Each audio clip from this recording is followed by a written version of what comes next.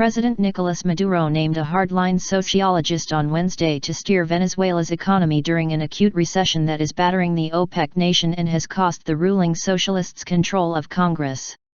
In a major cabinet reshuffle, the president appointed Luis Salas, 39, a professor at the Bolivarian University of Venezuela created by late leader Hugo Chavez, to the top economic position of vice president for the economy. Salas, who has repeatedly espoused Maduro's view of an economic war waged by right-wing foes and wealthy businessmen against the government, was also named head of a new ministry for productive economy. The appointment will confound critics who say Venezuela desperately needs a loosening of state controls to revive production in a nation plagued by shortages and the world's highest inflation rate. In his writings, Salas has argued in favor of price controls, says inflation is used as a political tool to pressure governments, and blames fascism for what he calls economic sabotage.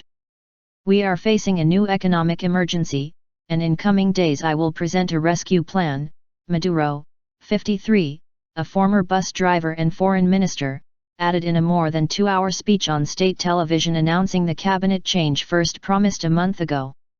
Splitting the former economy, finance, and bank ministry into two, the president also named another university academic, Rodolfo Medina, as the finance and banks minister.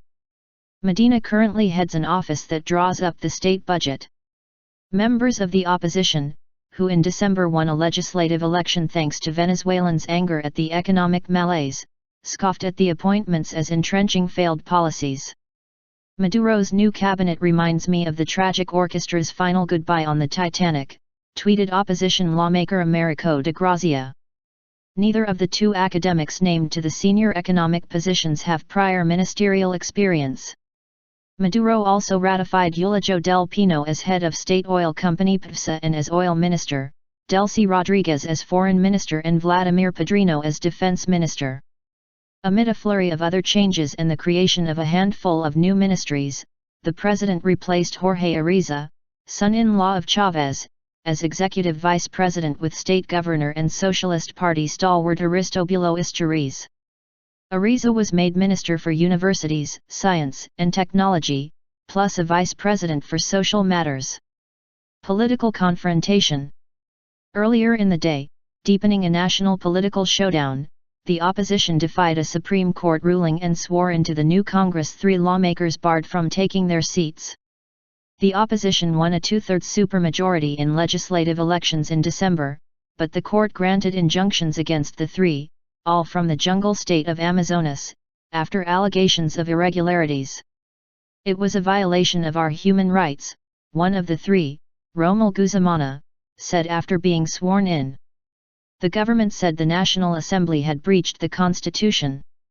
"Those people are not legislators, a conflict of powers is coming," said former Assembly President Diosdado Cabello, who is the ruling Socialist Party's number 2, adding that funding to the Assembly could be cut off as a consequence. The case of the 3 is crucial because they tip the opposition over the 2/3 line in the Assembly of 167 members. That majority gives the opposition expanded powers, including the capacity to fire Maduro's cabinet ministers. While the opposition is pushing for a recall referendum to oust Maduro this year, as allowed halfway through his term under the Constitution if nearly 4 million voters request it, the government is also playing hardball. Before the new National Assembly convened, the government eliminated its control over the central bank. Also, 13 new Supreme Court justices were sworn in Indiana by the outgoing Assembly in December, which critics slammed as a last-minute court-packing scheme by the Socialist Party. The opposition has vowed to undo the Supreme Court appointments.